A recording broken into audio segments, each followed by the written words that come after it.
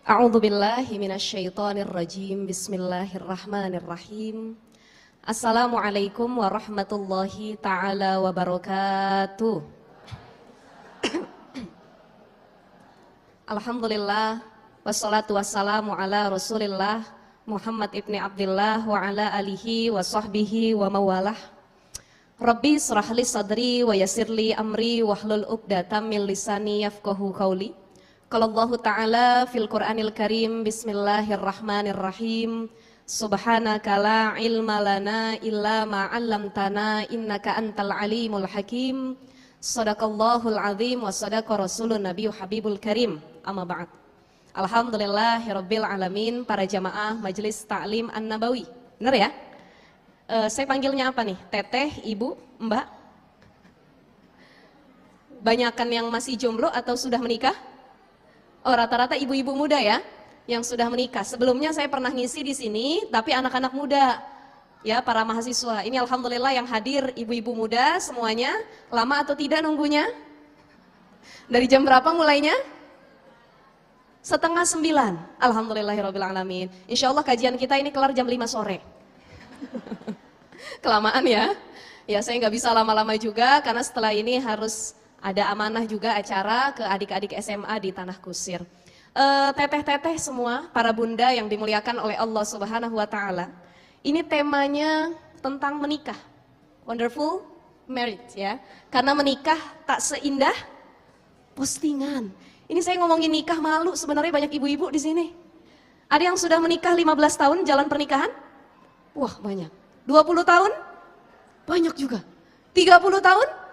Ada juga. Masya Allah. 40 tahun? Ada juga. Aduh, saya malu jadinya ini ya.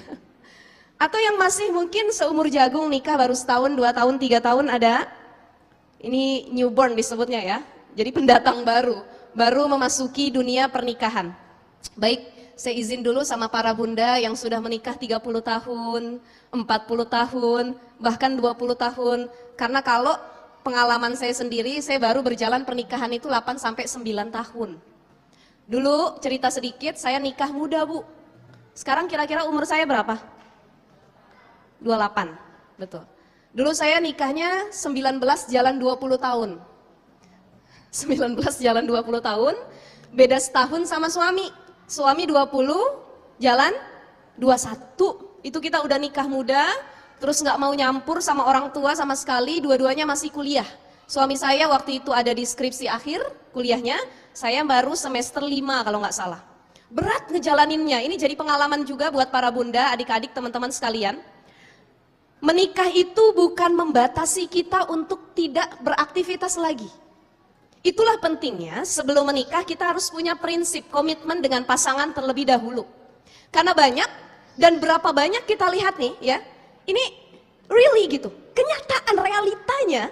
Kalau orang sudah menikah ketika dia tidak dapat pasangan yang sejalan, tidak punya komitmen yang sama untuk melakukan kegiatan di luar rumah, itu harus bertengkar terlebih dahulu. Betul nggak sih?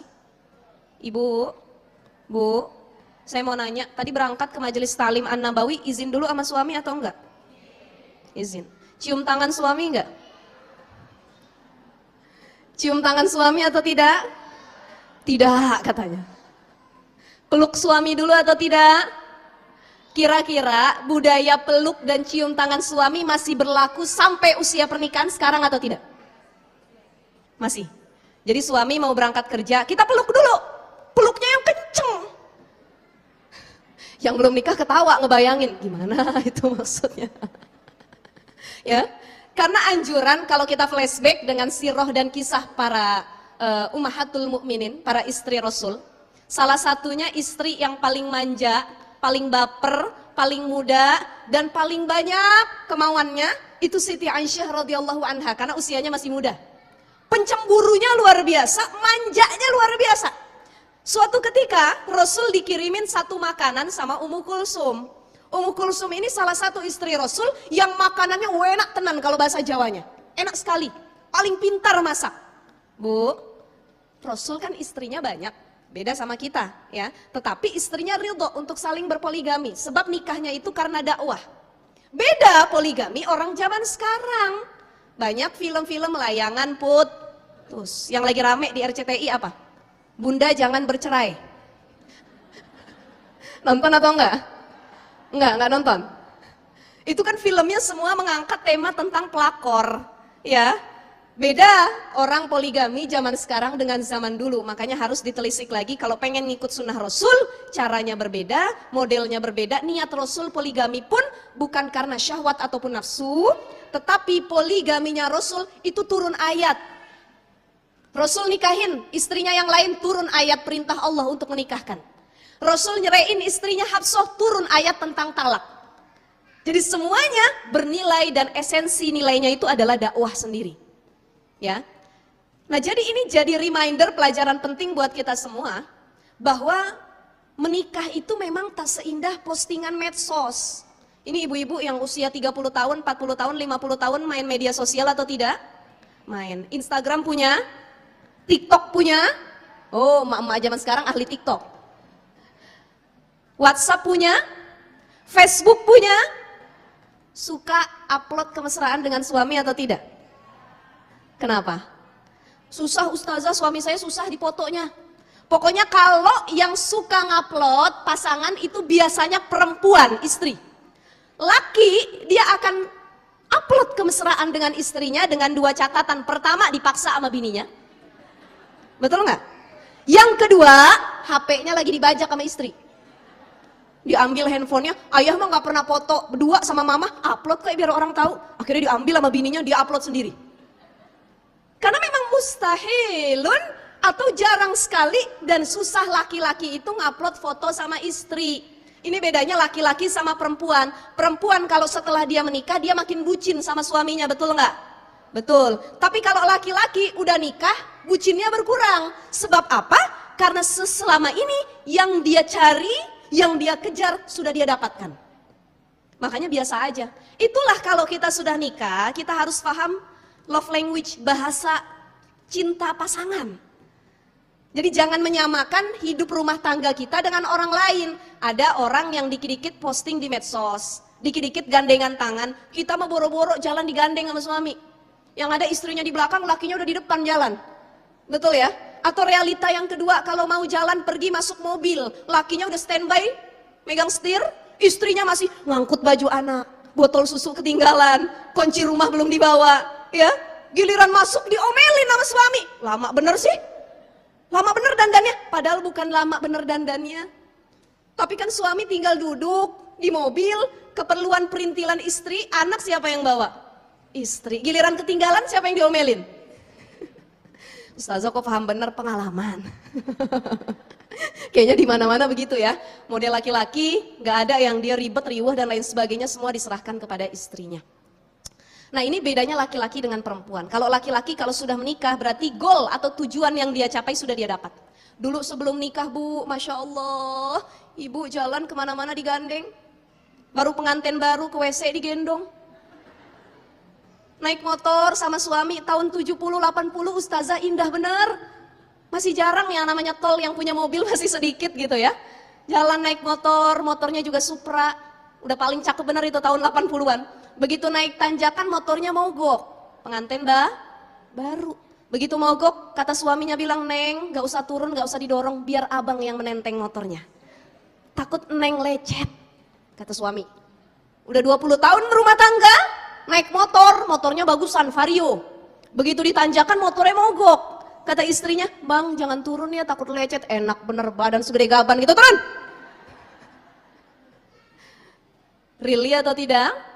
Kenyataan nggak? Kenyataan. Kenapa laki-laki seperti itu? Saya nih paling hobi dan senang banget dengerin motivasinya Dr. Aisyah Dahlan. Tahu ya ibu ya? Semua. Dulu saya ngisi bareng di Islam Itu Indah, jadi sering ngobrol sama Dr. Aisyah Dahlan. Bahkan kadang-kadang kita suka teleponan. Saya tuh kalau ada terkait permasalahan rumah tangga saya yang mungkin saya merasa nggak bisa diselesaikan, saya ngobrol sama Dr. Aisyah Dahlan. Bunda, bisa diganggu dulu nggak sebentar? Boleh ustazah? Akhirnya saya curhat cerita, dan dari motivasi yang beliau berikan, karena beliau ahli neuroscience kan ya, itu tahu tentang otak laki-laki, otak perempuan, itu banyak insight positif buat saya. Ternyata memang kalau laki-laki udah nikah, udah goalnya itu udah kecapai. Ibarat dia pengen metik pohon, dia manjat, udah sampai, udah kepetik buahnya. Tapi kalau perempuan, sebelum nikah dia lebih jual mahal. Udah nikah dia yang bucin, kemana-mana pengen digandeng. Coba lihat deh pengantin baru Bu. Kadang kalau kita lihat di medsos, itu cuma tipuan belaka. Belum lama ada kasus viral. Kasusnya adalah seorang seleb TikTok. Itu di daerah Amerika atau mana saya lupa. Jadi mereka itu suka bikin konten romantis, konten-konten couple gitu, ya couple konten gitu, tentang suaminya yang meluk istrinya, istrinya yang manja sama suaminya, itu di TikTok, orang luar. Ternyata suatu ketika kebongkar, ini istrinya dibunuh sama suaminya. Padahal selama ini mereka romantis di media sosial. Sebabnya karena istrinya selingkuh. Sabab-musabab dicari dari orang sekitar karena suaminya sebenarnya tidak seromantis di medsos. Ibarat kayak orang acting on kamera, yuk pura-pura. Nanti kalau selesai kameranya sudah off, diem-dieman lagi, cemberut-cemberutan lagi. Itulah kenyataan di media sosial sebenarnya. Jadi saya pengen sampaikan kepada yang sudah menikah ataupun yang belum menikah, jangan baper ngelihat orang yang posting kemesraan di media sosial itu hoax. Hoax itu. Satu, orang posting di media sosial ya mungkin pengen posting juga. Tapi belum tentu dia nggak punya masalah. Karena orang posting di media sosial pasti yang diposting kebahagiaan. Betul nggak? Siapapun dari kita kalau main medsos pasti yang diposting kebahagiaan, bukan kesedihan. Yang kedua, orang posting kemesraan bisa jadi karena konten. Dia punya YouTube, dia punya TikTok, naikin insight-nya. Ya, naikin ratingnya, YouTube-nya, vlog-nya biar lebih nambah lagi viewersnya. Akhirnya dia bikin konten romantis. Atau yang ketiga, gara-gara endorse. Ini yang sering saya lakuin sama suami. Jadi kalau yang lihat IG saya belum tentu seromantis begitu. Karena memang kebutuhan endorse. Sekarang saya kalau bikin endorse bilang, Bi, gak usah romantis banget deh, jijik saya bilang. Gak usah gitu-gitu banget, ya udah biasa aja. Kalau kita memposting untuk pakaian dan lain sebagainya. Karena sebenarnya realitanya gak begitu. Jadi bermedsos itu harus bijak. Jangan sampai gara-gara lihat media sosial kita bertengkar sama suami. Gak usah jauh-jauh, kita temenan WA sama siapa? Tetangga kanan kiri sendiri. Begitu ngelihat status WA tetangga, aduh alhamdulillah nih lagi healing sama suami diajak ke pantai. Kita gak pernah diajak jalan sama suami. Akhirnya ngebandingin pasangan orang lain sama suami sendiri ya. Coba lihat ya. Kok dia jalan ke pantai banyak banget duit suaminya tuh ya. Kok saya di rumah aja masak aja di dapur ngurus anak. Kok ayah beda ya sama dia ya. Akhirnya menumbuhkan rasa tidak bersyukur. Karena mencapai rumah tangga yang sakinah mawaddah warohmah kuncinya cuman berapa? 2. Syukur, sabar. Syukur, sabar, syukur, sabar. Antara suami istri pasti tiap hari kejadiannya ganti-gantian. Hari ini kita yang syukur, suami yang sabar. Besok suami yang syukur, kita yang sabar. Alhamdulillah ustazah saya bersyukur walaupun punya suami nggak ganteng banget gitu. Ya, nggak apa ya, nggak sama potongannya kayak Aldebaran gitu. Kayak Lee Min Ho, Song Joong Ki. Tapi alhamdulillah suami saya setia, taat kepada Allah, ibadahnya luar biasa. Syukur saya, walaupun ya kadang-kadang ada sabarnya juga ngadepin tingkah dan lain sebagainya. Sebenarnya kalau dua ini diaplikasikan, syukur sabar dalam kehidupan rumah tangga, nggak ada yang namanya rumah tangga yang bermasalah. Yang ada cuman keduanya itu butuh untuk saling menurunkan egonya masing-masing. Jadi kunci sebenarnya pernikahan itu asal muasalnya al-aslu fi zawaj, ya. Pernikahan hukum asalnya menyenangkan, membahagiakan. Ya atau tidak Bu? Tidur ada yang nemenin, jalan ada yang gandeng, mau belanja ada yang beliin, ya. Lagi punya masalah ada yang dengerin curhatan kita. Al-aslu awalnya menyenangkan. Tapi kenapa banyak timbul permasalahan rumah tangga, perceraian di mana-mana, KDRT, kekerasan, saling singgung di media sosial, suami istri saling menyakiti karena satu, mereka gengsi, sombong dan egonya tinggi.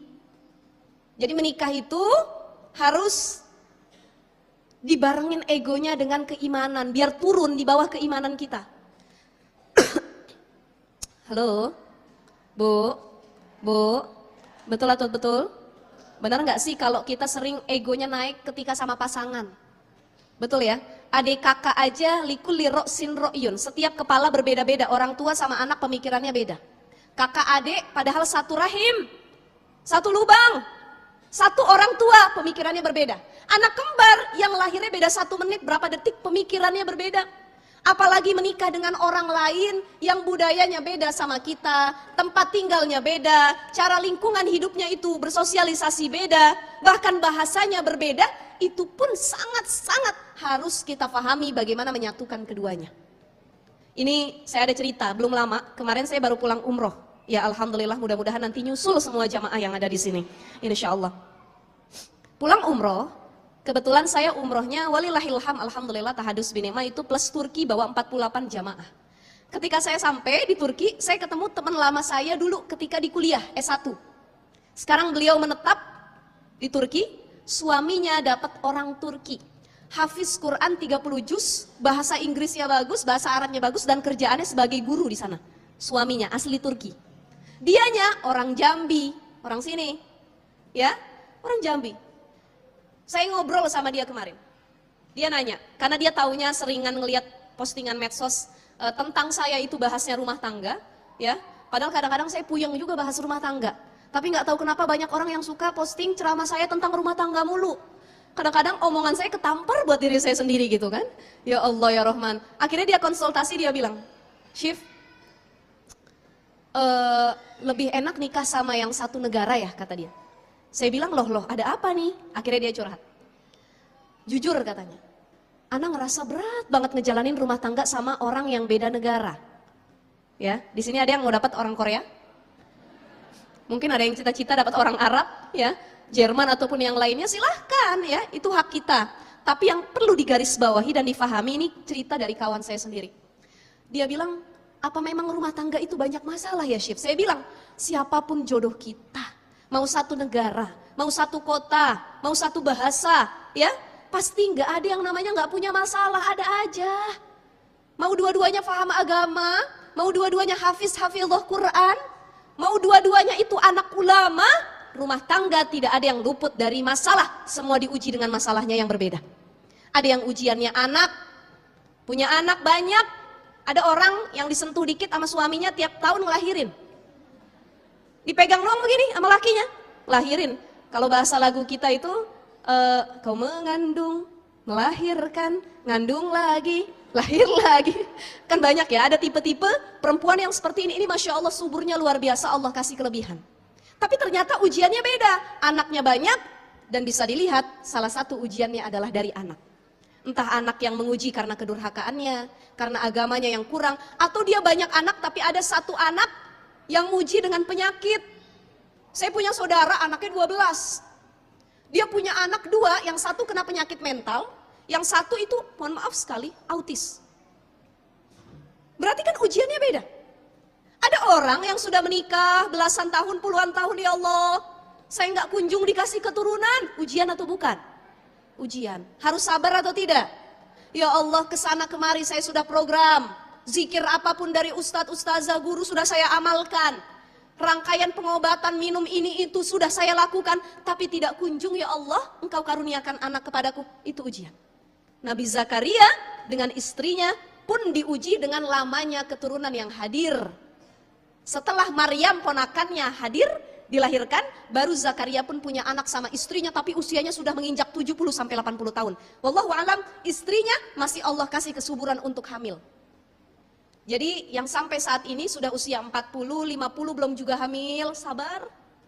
Kalau Allah sudah mengatakan, idza aradta syai'an ayyakula lahu kun fayakun, setua apapun dia, kalau Allah tahu waktu yang terbaik dikasih.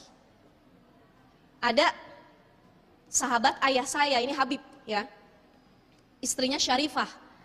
Habib itu kan harus nikahnya sama Syarifah ya, biar menjaga keturunan. Sekarang usianya 46 tahun, suaminya itu hampir 50. Mereka menikah sudah lama, dari usia 20, belum juga punya anak.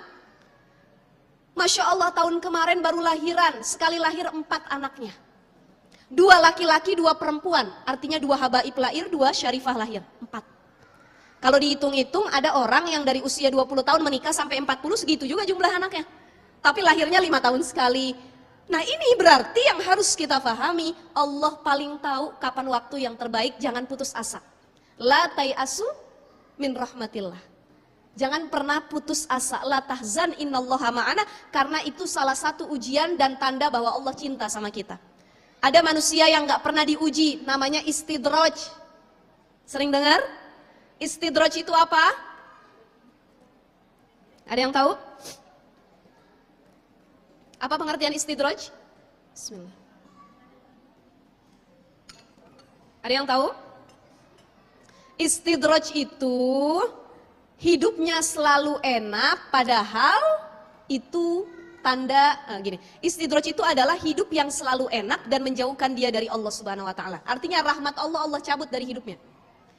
Berapa banyak orang yang gak pernah sholat, sedekah pelit, tapi kaya aja tuh terus, gak pernah miskin, betul gak? Ada gak di kampung kita yang modelnya begitu? Kok gak miskin-miskin nih orang, padahal pelit, sholat gak pernah, zakat gak pernah, tapi usahanya kok makin besar. Itu istidraj namanya.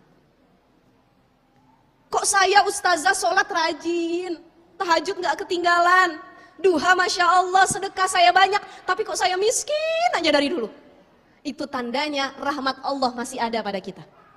Kemiskinan tersebut berarti ujian. Tanda hamba dicintai oleh Allah, ibtalahu, diuji sama Allah. Kalau manusia udah gak diuji, tandanya Allah udah gak cinta sama dia. Makanya kalau kita cuma ngelihat kehidupan rumah tangga orang dari medsos, hoax, di balik keindahan yang dia perlihatkan ada ujian di dalamnya. Kok romantis banget sama suaminya, kita nggak tahu apa suaminya pernah selingkuh, apa suaminya kasar, KDRT. Kan yang kita tahu cuma dari postingan saja. Dia posting, flexing. Ada yang posting, alhamdulillah ulang tahun anniversary dari suami, dihadiahin tas harganya 25 juta. Gucci, Louis Vuitton ya. Kita nggak tahu tasnya itu ngutang atau cash. Betul nggak? Kan yang kita tahu cuma postingan aja. Alhamdulillah hadiahin istri mobil terbaru. Ngomong-ngomong itu cash atau ngutang? Ya, jadi cukup kita bersyukur ngelihat medsos, udah. Itu dunia maya, cuma angan-angan saja, nggak usah diseriusin. Saya ngobrol sama kawan saya, lanjut atau tidak? Lanjut.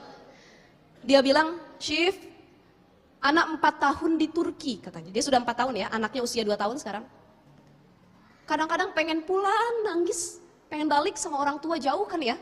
Di Turki dia ngerantau sendiri, punya suami orang sana. Pertama masalahnya itu adalah terkait bahasa. Kadang kesel sama suami tapi bingung cara marahnya gimana. Segitu dia anak pesantren yang bisa bahasa Arab. Kadang-kadang dadah. Ana pokoknya gitu ya. Gimana dengan orang yang dia dapat orang luar negeri, Inggris nggak bisa, Arab nggak bisa, dan suaminya ini walaupun pintar Arab Inggris tapi kebiasaan ngomongnya pakai bahasa Turki. Turki kan beda lagi ya, Seni Seviorum, apalagi tuh. Saya juga nggak hafal tuh ya, bahasanya agak susah mereka itu. Nah ini dia bilang terkait bahasa, dari bahasa kita sering berantem. Yang kedua, makanan. Itulah kenapa dalam kitab Fathul Qorib, kalau kita belajar fikih ya, kan salah satu kewajiban suami kepada istri itu apa? Ngasih nafkah. Tidak ada limit, tidak ada batasnya. Mau istrinya kaya, miskin, masih muda, sudah tua, punya pendapatan atau tidak, bekerja atau di rumah, wajib suami ngasih nafkah. Tidak ada limit dan tidak ada pengecualian. Tapi banyak suami sekarang yang lepas tanggung jawab nafkah karena dia merasa istrinya punya pendapatan. Udah, saya nggak usah ngasih kamu kan duitnya banyak, kamu dapat gaji. Berdosa suami yang tidak memberikan nafkah. Nah dalam kitab Fathul Qorib, suami wajib ngasih nafkah ke istri, plus kalau kata Sayyid Sabiq, salah satu ulama terkenal, ulama fikih, nafkah itu kategorinya bukan cuma sandang, pangan, papan, tempat tinggal, makan sama pakaian, bukan. Tapi skincare, kosmetik, apalagi? Kebutuhan yang memang harus dipakai sama perempuan itu juga wajib dikasih sama suami. Ngomong-ngomong, ibu-ibu pernah dibeliin lipstik gak sama suami? Dibeliin bedak? Jalan sama suami ke mall, ada outlet make up. Kata suaminya, mama, bedak mama udah habis belum? Kalau bedak mama udah habis, sok ambil, pilih yang mama mau. Pernah gak kayak gitu? Pernah gak? Yang diem aja mikir, jarang bener digituin. Ya, atau sekiranya kita capek di rumah ngurusin keluarga 24 jam full, Ibu rumah tangga itu gajinya kalau mau digaji, kalah babysitter sama IRT. Nggak terbatas, saking capeknya ngurusin rumah, baru beresin mainan anak, udah diamburin lagi sama anak. Betul ya? Baru ngepel, udah dikotorin lagi. Baru beresin tempat tidur, udah loncat-loncatan, berantakan lagi. Ya Allah, nggak ada limitnya kerjaan ibu rumah tangga. Lagi capek ngurus rumah tangga, datang suami, Mama capek ya hari ini ngurus rumah. Iya Pak, ya udah Mama me time dulu ke salon nih 5 juta buat Mama ya. Pernah atau enggak? Pernah atau tidak? Sama, saya nggak pernah juga. Ya, tapi paling tidak ini harus jadi apa ya disebutnya ya, peringatan buat para suami.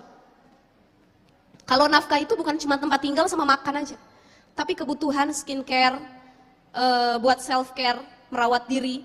Karena kalau istri cantik yang bangga siapa Bu? Suami. Dibawa kondangan istrinya bening, yang bangga siapa? Suami. Diajak ketemu temannya istrinya cantik, yang bangga siapa? Suami. Padahal yang ngasih skincare suami atau bukan? Bukan. Tapi yang dipuji siapa? Suami. Ih dia mah abis nikah sama si A makin cantik katanya. Ini pasti kenceng nih katanya nafkahnya. Dia nggak tahu kita nyari duit sendiri. Ya, ini kan banyak yang demikian. Nah, jadi ini teman saya masalah bahasa, masalah makanan. Makanan itu kalau dalam bab nafkah, kata Said Sabiq bahkan laki-laki itu harus ngasih makan istri sesuai dengan apa yang dia dikasih sama orang tuanya. Dan sesuai dengan adat budaya, misalkan suaminya orang Jakarta, dia nikahin istrinya orang Padang. Padang itu makanan sehari-harinya apa? Rendang, gule-gule. Mahal nggak? Mahal. Ini kalau suaminya orang yang mampu, dia wajib bahkan harus ngasih makan istrinya sesuai dengan apa yang istrinya makan sehari-hari. Kalau istrinya orang Padang, kasih rendang. Jangan dikasih tempe sama tahu. Ya. Tetapi istri yang baik, dia tidak akan menuntut macam-macam sama suami walaupun dia sering dikasih rendang sama suami karena dia tahu sama orang tua. Karena dia tahu kemampuan suami cuma bisa tahu tempe, dia jadi istri yang bersyukur. Jadi suaminya memuliakan istrinya tidak banyak menuntut terhadap suaminya. Ini yang dulu diajarin sama Rasulullah. Suatu ketika Fatimah, Siti Fatimah radhiyallahu anha. Siapa itu? Putrinya Rasul. Lagi numbuk gandum. Numbuk gandum itu capek buat dimasak ya orang-orang Arab sana. Datang Rasul. Fatimah menangis, bercucur keringatnya, capek dia ngulek gandum. Dan memang Ali ini bukan orang yang kaya raya. Ya, bahkan kadang-kadang mereka kekurangan untuk makan tapi nggak pernah minta-minta sama orang lain. Datang Rasul, kata Rasul, wahai Fatimah, kenapa? Kok lelah sekali sepertinya? Ya Rasulullah, wahai ayahandaku, tolong dong bilang sama suamiku Ali, aku nih capek ngurus rumah tangga, kata Fatimah. Belum ngurus anak yang nggak bisa diam, numbuk gandum, beresin rumah yang tidak kelar. Wahai ayahandaku, tolong bilang ke Ali, kasih aku pembantu, kata Fatimah. Rasulullah tertawa, tersenyum, dipeluk anaknya sambil dinasehati. Wahai Fatimah, andai kata engkau pengen pembantu, bisa aku sampaikan ke Ali dan pasti ada orang yang membantu kamu. Itu hal yang mudah, kata Rasulullah. Apalagi aku ini Rasulullah ya, Rasul.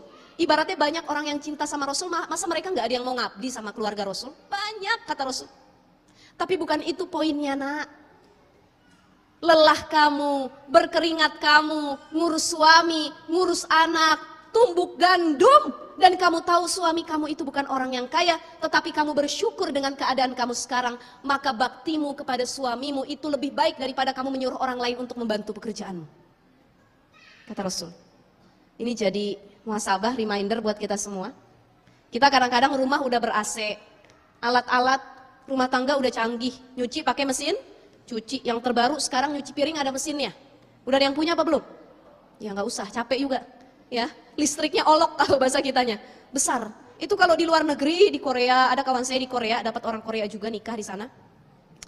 Saya suka lihat story-nya, pernah nanya-nanya, itu berapa ya? Oh emang di Indonesia belum ada? Belum. Kalau di Korea masih harganya 15-17 juta alat buat mesin cuci piring. Jadi piringnya yang kotor masukin semua, penggorengan, tinggal tombolnya dipencet, bersih, udah keluar. Tapi lebih enak nyuci piring pakai tangan ya Bu ya, betul nggak? Betul ya, insya Allah. Nah itu, kata Rasul, wahai Fatimah, andai kata ada yang boleh disembah setelah Allah, kata Rasul, maka pasti aku akan menyuruh para istri untuk menyembah suaminya. Saking pentingnya berbakti dan mencari ridho suami. Berat atau enggak? Berat enggak? Berat ustazah. Iya, kalau suaminya soleh, kalau suaminya toleh, durhaka. Kan tolih itu kan lawan kata solih kan. Kalau dalam kamus bahasa Arab, solih artinya baik, tolih artinya durhaka. Kalau suami saya soleh, baik sama bini, biarpun miskin, akhlaknya baik ustazah, pasti saya jadi istri yang bersyukur. Ini kadang-kadang udah miskin banyak tingkah, cakep kagak? Apa nggak makan hati ustazah tiap hari? Mungkin kalau suami saya kayak Ali bin Abi Thalib, kayak Rasulullah, jangankan pembantu, nggak pengen saya ustazah, pengennya saya berkhidmat sama suami. Itulah ujian buat para istri. Makanya kenapa istri ataupun para perempuan lebih banyak di neraka dibandingkan di dalam syurga? Sebab perempuan lebih banyak berbuat dosa. Yakfurnal ashir wa yakfurnal ihsan. Sebab kita perempuan adalah makhluk yang paling kufur nikmat. Sudah dipenuhi oleh suami tapi nggak pernah berterima kasih. 5 tahun berumah tangga, apapun yang kita inginkan dikasih sama suami. Ada 1 tahun, begitu tahun ke-6 suami bikin salah, 5 tahun kebaikan hilang di mata kita. Yang diingat kesalahannya. Salah satu penyakit perempuan, kalau suami punya kesalahan, itu dalam 1 hari full diungkit terus-terusan kagak berhenti. Betul nggak? Mau makan ayah ingat nggak kesalahan ayah kemarin? Ingat bunda, ayah minta maaf. Ketemu di dapur ayah ingat nggak kesalahan ayah kemarin? Bunda masih nyesek di sini. Ingat bunda, ayah minta maaf. Mau tidur, ayah jangan madep muka bunda, madep sana. Bunda masih ingat kesalahan ayah kemarin. Kata suaminya, ya Allah susah banget nenangin hati perempuan ini. Betul nggak? Jadi kalau perempuan ngambek, memang obatnya cuma 2. Apa itu bu? Pertama, perempuan kalau ngambek kudu dikasih duit. Nanti ngambeknya hilang. Mama jangan marah nih, duit buat mama. Ngambeknya hilang. Yang kedua, perempuan kalau ngambek atau marah itu butuh dipeluk sama suaminya. Betul? Karena Aisyah juga begitu. Aisyah marah sama Rasul, bla bla bla bla bla bla bla bla bla. Saking geramnya itu marah sama Rasul, entah karena cemburu ataupun yang lainnya. Rasulullah nggak ngambek sama istrinya, nggak balik dengan kemarahan, tapi Rasul bilang, ya Humairah, wahai istriku yang pipinya kemerah-merahan, dikecup kening istrinya, dipeluk sama Rasul. Yang tadinya marah Siti Aisyah, hilang kemarahannya sebab dipeluk oleh suaminya. Jadi pada intinya istri kalau mukanya lagi merenggut, nggak nanya sama suami seharian, kuncinya 1, papa, mamah butuh dipeluk. Kalau udah dipeluk masih ngomel juga, nah ini kebangetan model istri yang begini ya. Karena Aisyah setelah dipeluk sama Rasul, marahnya hilang, dia minta maaf, minta ridho sama suaminya. Jadi salah satu kunci surga perempuan adalah ridho dari Indah atau enggak? Perempuan andai kata dia wafat, suaminya ridho terhadapnya, kata suaminya bilang, ya Allah, aku bersaksi istriku orang baik, dan aku ridho dengan apa yang dia perbuat selama menjadi istriku. Ya Allah, masukkan dia ke dalam syurga, maka Allah masukkan istrinya ke dalam syurga sebab ridho dari suaminya. Tapi kalau ketika istrinya wafat, kata suaminya, aku nggak ridho, ya Allah, istriku ini nggak pernah patuh, orang yang buruk, aku tidak ridho ya Allah. Apalagi kalau suaminya orang soleh. Beda kalau suaminya durhaka, maka tidak didengar doanya oleh Allah Subhanahu wa ta'ala. Makanya yang jomblo, yang belum pada nikah, buru-buru dah nyari suami, ya, biar bisa dapat ridho dari suami. Tapi saya pengen kasih 2 hal. Menikah itu tidak seenak postingan medsos. Yang kedua, menikah juga tidak semenyeramkan berita-berita viral yang ada sekarang. Belum lama kemarin di Bakaheni, istri dilempar ke laut sama suami. Tahu beritanya? Kita kalau punya suami model begitu, kira-kira kita apain bu enaknya? Lihat kasus viralnya? Untung saja qadarullah, karena pertolongan Allah, istrinya selamat karena kepegang besi kapal. Nggak nyampe nyemplung ke laut. Di lautan lepas begitu. Inilah pentingnya ketika mencari jodoh harus selektif. Jangan cuma makan gantengnya. Jangan cuma makan rayuannya. Jangan cuma makan hartanya, jangan cuma makan jabatannya, tapi yang harus dimakan betul-betul untuk keberlangsungan rumah tangga adalah agamanya. Orang kalau yang agamanya baik, akhlaknya pasti baik. Ustazah banyak kok orang paham agama tapi akhlaknya nggak bagus. Dia cuma paham tapi tidak mengamalkan isinya. Yang bagus adalah biar agamanya tidak begitu kuat, tetapi akhlaknya sesuai dengan tuntunan agamanya. Itu kasus viral kemarin. Istri dilempar sama suami gara-gara berantem. Berapa banyak istri dibunuh sama suami. Belum lama suami kemaluannya dipotong sama istri. Ini yang harus jadi perhatian, bukan cuma kita nyari suami yang baik. Suami juga kalau nyari istri, kudu istri yang baik. Jangan sampai marah dikit gorok, marah dikit tusuk, marah dikit gampar, marah dikit dibanting istrinya, habis itu cipika-cipiki lagi. Kan banyak kasus demikian ya Bu ya. Nah ini jadi reminder, perhatian besar buat kita, bahwa menikah itu tidak semenyeramkan di berita-berita yang viral, tapi juga tidak seindah postingan media sosial. Postingan media sosial hanya untuk kepentingan tertentu saja. Ya. Jadi saran saya kalau kita mau posting pasangan, boleh silakan posting tapi jangan pernah infokan kelebihan pasangan kita. Ada orang belum nikah, ngelihat postingan kawannya yang sudah menikah. Bu, pelakor itu hadir karena kita yang membuka pintunya. Jadi kalau ibu-ibu nonton film Indosiar, Indosiar ini temanya pelakor semua ya, rata-rata ya, yang lagu terangkanlah, terangkanlah, tuh udah tentang pelakor rata-rata. Nah pelakor itu bisa hadir, orang ketiga bisa hadir karena kita terlalu berlebihan memuji pasangan di depan orang lain.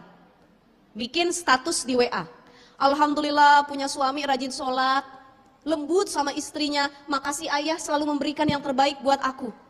Ada istri orang yang gak pernah diratukan sama suaminya, yang gak pernah dimanja sama suaminya. Begitu ngelihat postingan temennya, apa dia bilang dalam hatinya? Suami saya gak kayak gini, andai suami dia itu jadi suami saya.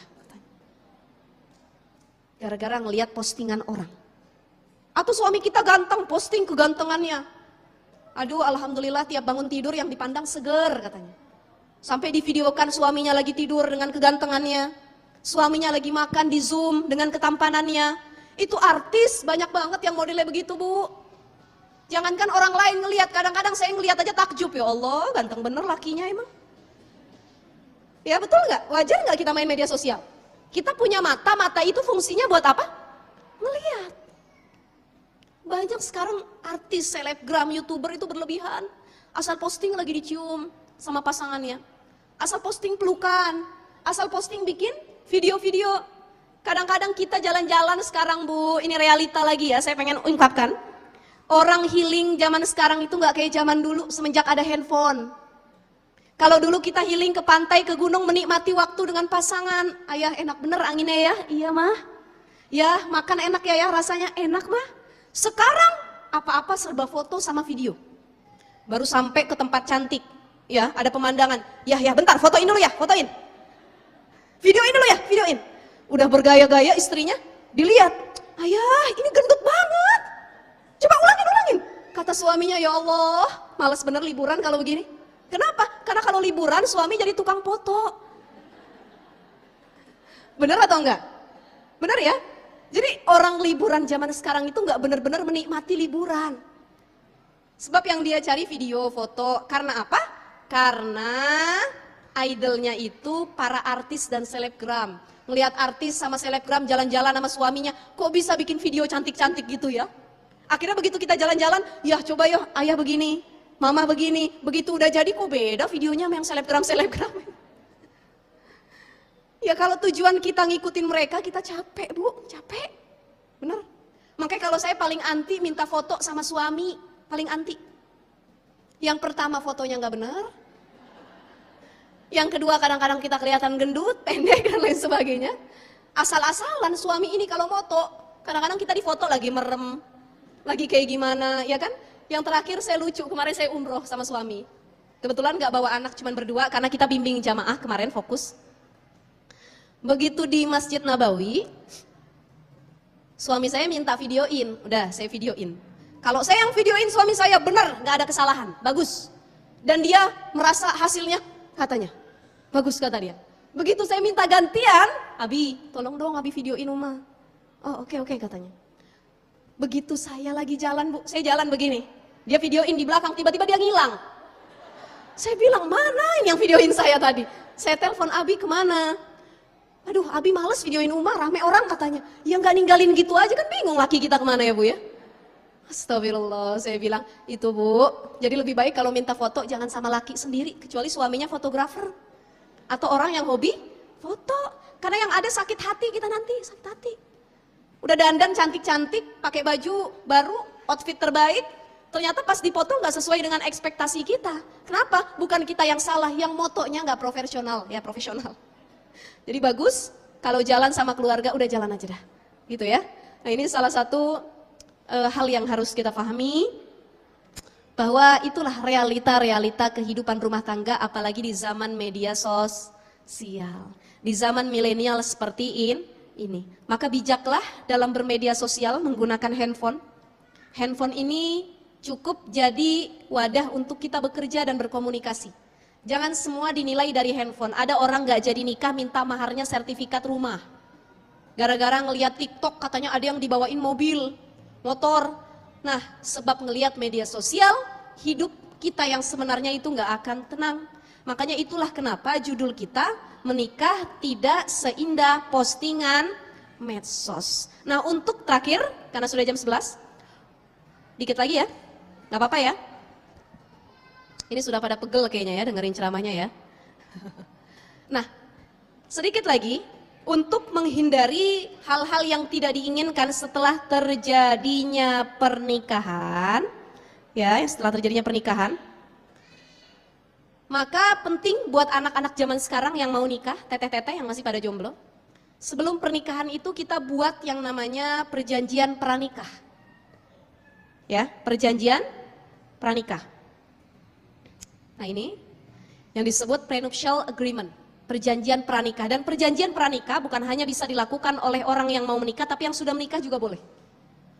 Perjanjian pranikah itu biasanya bahas apa saja? Pertama, mengatur tentang perselingkuhan dan poligami. Yang kedua, mengatur hak dan kewajiban pasangan. Yang ketiga, mengatur tentang cara mengurus anak, pembagian waktu, nafkah, dan PIN kepemilikan masing-masing yang dimiliki, misalkan PIN ATM, PIN handphone, dan lain sebagainya. Dan yang keempat, perjanjian pranikah itu berfungsi sebagai alat untuk yang mewadahi ya, apabila adanya pemisahan harta. Contoh gini, ada orang mau nikah. Ketika dia nikah, ternyata setelah nikah dia merasa dibohongi. Sebab suaminya punya hutang sampai miliaran. Kan kalau sudah suami istri berarti yang harus bayar istrinya juga, betul nggak? Nah, pentingnya perjanjian pranikah itu untuk membedakan harta masing-masing. Ada harta yang dibawa sama suami, ada harta yang dibawa sama istri, ada harta bersama yang didapati ketika sudah menikah, itu namanya harta bersama. Makanya kalau ada orang bercerai, itu ada pembagian harta gonogini, namanya harta bersama. Punya rumah, kapan punya rumah? Setelah nikah, berarti itu hak keduanya. Rumahnya harus dibagi dua antara suami dengan istri. Punya motor, kapan belinya? Setelah nikah, berarti milik keduanya, harus dibagi dua. Tapi ada harta yang dibawa sebelum nikah. Umpamanya suami sebelum nikahin kita udah punya mobil, itu mobil dia bukan mobil kita. Jadi kalau nanti perceraian, kita nggak ada hak, sebab itu adalah hak bawaan dari sebelum nikah. Maka penting perjanjian pranikah untuk membatasi kalau-kalau ada hal yang tidak diinginkan. Tadi hutang pihutang, ya. Termasuk uang-uang yang haram itu bisa dibatasi dengan perjanjian pranikah. Kemudian yang kedua, perselingkuhan. Dulu suami kita baik, ternyata setelah nikah dia selingkuh. Karena ada perjanjian pranikah, apa perjanjiannya isinya? Kalau saya diselingkuhi oleh suami, maka jatuh talak suami kepada saya, misalkan. Atau ada yang perjanjian pranikahnya, saya selama masih sehat, kuat, bisa memberikan anak, tidak punya penyakit apapun, maka saya enggan untuk dipoligami. Andai kata saya dipoligami tetapi keadaan saya sehat walafiat dan tidak ada halangan apapun, maka jatuh talak suami kepada saya. Itu perjanjian pranikah biar pasangan kita nggak macem-macem disebutnya. Setelah nikah juga boleh ngajuin. Jadi kalau ada apa-apa kita nggak jadi korban sendiri. Udah diselingkuhin, nggak dapat harta gono gini, nggak punya rumah, hidup susah. Nah ini yang sangat-sangat meriskankan sekali. Maka penting untuk membuat perjanjian pranikah, ya, karena menikah tidak seindah media sosial. Jadi perjanjian pranikah nanti bisa diajukan ke KUA bagi yang mau nikah, didaftarkan ke KUA, ditandatangani oleh kedua belah pihak, kemudian nanti bisa dibawa ketika proses acara ijab dan kabul. Ini sesuai keputusan MK nomor 69 tahun 2015 tentang perjanjian pranikah, ya, prenuptial agreement disebutnya. Gitu ya, teteh-teteh semuanya. Jadi karena sudah jam 11 juga, maka terakhir yang ingin saya sampaikan, menikahlah dengan seseorang yang sekiranya terus bisa bertumbuh bersama, saling sabar, saling syukur menghadapi ujian hidup. Karena kembali lagi, karena kita sudah ngaji di sini, selepas dari sini ujian pernikahan apapun yang kita hadapi, kita harus jadi penyemangat buat pasangan kita sendiri. Ayah, tidak ada rumah tangga yang tidak diuji, ayah.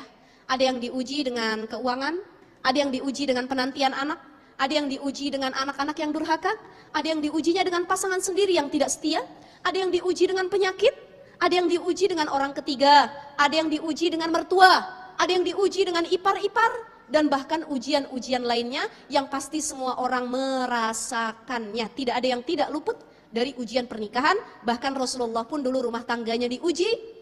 Tahu nggak ibu-ibu yang dulu Aisyah itu difitnah selingkuh? Tahu ya? Itu yang disebut dengan hadisul ifki, berita bohong. Yang Aisyah ketinggalan rombongan habis perang, Aisyah jalan sama laki-laki. Laki-laki itu bukan selingkuhan Aisyah, dia cuman menjaga istri Rasul yang memang sendirian ketinggalan. Tapi ada salah satu, ya, ini kaum munafikin yang ikut perang, dia membuat hadisul ifki, berita kebohongan. Dibilangnya Aisyah berselingkuh dengan laki-laki tersebut. Akhirnya Rasul kembalikan Aisyah ke rumah ayahnya Abu Bakar. Tiap hari Aisyah nangis. Dan Rasul hampir mentalak Aisyah gara-gara kasus itu. Sebab itu beritanya udah tersebar di Madinah, di kalangan umat muslim. Siti Aisyah istrinya Rasulullah berselingkuh katanya. Rasulullah malu. Rasulullah juga tidak bisa menanyakan kebenaran, karena pasti yang namanya manusia bisa berbohong ya. Ditanya Aisyah, engkau berselingkuh? Tidak wahai Rasul. Tapi banyak katanya fakta yang mengatakan bahwa perselingkuhannya benar terjadi. Nah ini dikembalikan kepada ayahnya Abu Bakar Siddiq. Dia menangis setiap hari, tapi Rasul tiap hari ngintip istrinya bagaimana keadaannya. Tidak berlepas diri. Sampai turun ayat yang mengatakan bahwa istrimu Aisyah radhiyallahu anha adalah perempuan yang suci. Baru Rasul ambil lagi istrinya dari rumah ayahnya. Pelajaran pentingnya apa? Kalau suami udah gak cinta sama istri, kalau istri buat kesalahan, kalau ada masalah dalam rumah tangga, lebih baik pulangkan saja ke rumah orang tua daripada engkau menyakiti anak orang yang sudah dibesarkan. Gara-gara istrinya bikin salah dibunuh, gara-gara istrinya bikin perkara dihabisi nyawanya. Tidak seperti itu, cukup kembalikan kepada orang tuanya. Insya Allah nanti bisa disampaikan kepada pasangannya masing-masing.